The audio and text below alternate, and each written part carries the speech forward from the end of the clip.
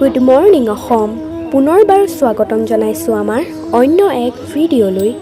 আজি আমি আলোচনা কৰিম ভাল মানুহৰ লগত কিয় বেয়া হয়। শ্ৰীকৃষ্ণই এই প্ৰশ্নৰ উত্তৰ গীতাত দিছে। আহক এতিয়া ভিডিঅ'টো আৰম্ভ কৰোঁ।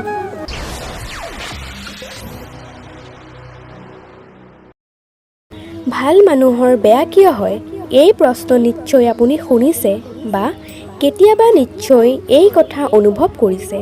ভগৱান কৃষ্ণই ইয়াৰ উত্তৰ শ্ৰীমদ ভাগৱত গীতাত উল্লেখ কৰিছে। ভাগৱত গীতা এনে এখন ধৰ্মীয় গ্ৰন্থ য'ত মানুহৰ মনত উদ্ভৱ হোৱা প্ৰতিটো প্ৰশ্নৰ সমাধান বিশদভাৱে ব্যাখ্যা কৰা হৈছে। ভাগৱত গীতাত বৰ্ণনা কৰা কাহিনী অনুসৰি অৰ্জুনৰ মনত যেতিয়াই কোনো দ্বিধাদ্বন্দ্বৰ সৃষ্টি হয় তেতিয়াই তাৰ সমাধানৰ বাবে তেওঁ শ্ৰীকৃষ্ণৰ কাষ চাপিছিল। এদিন অৰ্জুনে শ্ৰীকৃষ্ণৰ ওচৰলৈ আহি তেওঁক ক'লে, হে বাসুদেৱ, মোক এটা প্ৰশ্নই আমনি কৰি আছে আৰু তাৰ উত্তৰ কেৱল আপুনিহে ক'ব পাৰিব। অৰ্জুনে সুধিলে, হে নাৰায়ণ, ভাল মানুহৰ লগত বেয়া কিয় হয়? অৰ্জুনৰ কথা শুনি শ্ৰীকৃষ্ণই ক'লে, হে পাৰ্থ, মানুহ এজনক যিদৰে দেখা যায় বা তেওঁ নিজকে যি বুলি অনুভৱ কৰে তেনেকুৱা একো নহয়, বৰং অজ্ঞানতাৰ বাবে তেওঁ সত্য কি বুজিব নোৱাৰে। শ্ৰীকৃষ্ণৰ কথা শুনি অৰ্জুনে আচৰিত হৈ ক'লে, হে নাৰায়ণ, কি ক'ব খুজিছে? মই একো বুজি নাপালোঁ। তেতিয়া কৃষ্ণই অৰ্জুনক ক'লে, ৰ'বা, মই তোমাক এটা কাহিনী ক'ম। তেতিয়া বুজি পাবা যে মানুহে কৰ্ম অনুযায়ী ফল লাভ কৰে, অৰ্থাৎ বেয়া কাম কৰাজনে বেয়া ফল পায় আৰু ভাল কাম কৰাসকলে ভাল ফল পায়, কাৰণ ভাল বেয়া কৰ্ম মানুহৰ ওপৰত নিৰ্ভৰশীল। শ্ৰীকৃষ্ণই অৰ্জুনক উদাহৰণসহ বুজাই দিলে। তেওঁ কয় যে আগতে দুজন মানুহ এখন চহৰত বাস কৰিছিল। তাত এজন বণিক আছিল যিয়ে ধৰ্মৰ প্ৰতি গুৰুত্ব দিছিল। তেওঁ উপাসনা আৰু ঈশ্বৰক বহুত বিশ্বাস কৰিছিল। একে সময়তে দ্বিতীয়জন মানুহ প্ৰথমজনৰ সম্পূৰ্ণ বিপৰীত আছিল।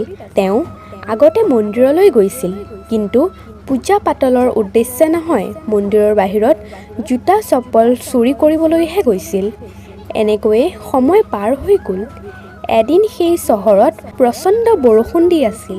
সেইদিনা মন্দিৰত পণ্ডিতৰ বাহিৰে আন কোনো নাছিল। আনজন মানুহে এই বিষয়ে গম পালে। তেওঁ ভাবিলে যে এয়াই মন্দিৰৰ টকা চুৰি কৰাৰ উপযুক্ত সময়। তেওঁ মন্দিৰত উপস্থিত হৈ মন্দিৰত ৰখা সকলো টকা চুৰি কৰিলে।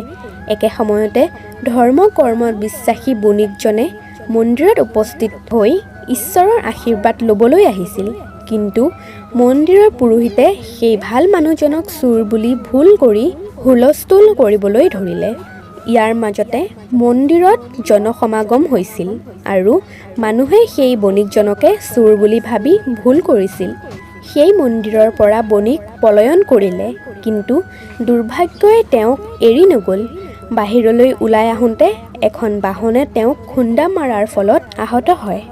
কিছু বছৰ পাছত দুয়োজন ব্যক্তিৰ মৃত্যু হয় আৰু দুয়ো যমৰাজৰ সভাত উপস্থিত হয়। ভাল মানুহজন যমৰাজক সুধিলে যে মই আগতে কেৱল ভাল কামহে কৰিছিলোঁ, কিন্তু ইয়াৰ পিছতো গোটেই জীৱন অপমানিত হৈছিলোঁ। ইয়াৰ ওপৰত যমৰাজে ব্যৱসায়িকজনক ক'লে যে পুত্ৰ, তুমি ভুল ভাবিছা। যিদিনা বাহনখনে তোমাক খুন্দিয়াইছিল সেয়াই আছিল তোমাৰ জীৱনৰ শেষ দিন, কিন্তু তোমাৰ ভাল কামৰ বাবে তোমাৰ দুৰ্ঘটনাত এটা সৰু আঘাতলৈ পৰিণত হ'ল। অৰ্জুনক সেই কাহিনী কোৱাৰ পিছত শ্ৰীকৃষ্ণই সেই পাৰ্থক ক'লে, তুমি নিশ্চয় তোমাৰ প্ৰশ্নৰ উত্তৰ পালা। কাৰোবাৰ ভাল কামবোৰ ভগৱানে আওকাণ কৰিছে বুলি ভবাটো একেবাৰে ভুল। ভগৱানে যিকোনো ৰূপত আমাৰ ভাল কামবোৰৰ প্ৰতিদান দিয়ে। যদি মানুহে ভাল কাম কৰে তেন্তে ঈশ্বৰৰ আশীৰ্বাদ সদায় মানুহজনৰ লগত থাকে। এই কাহিনীৰ পৰা জনা যায় যে আমি সদায় নিজৰ কৰ্ম ভালকৈ কৰা উচিত, কাৰণ এই জীৱনতে আমি আমাৰ কৰ্মৰ ফল পাওঁ, মাত্ৰ আমি সেই কথা গম নাপাওঁ। ধন্যবাদ।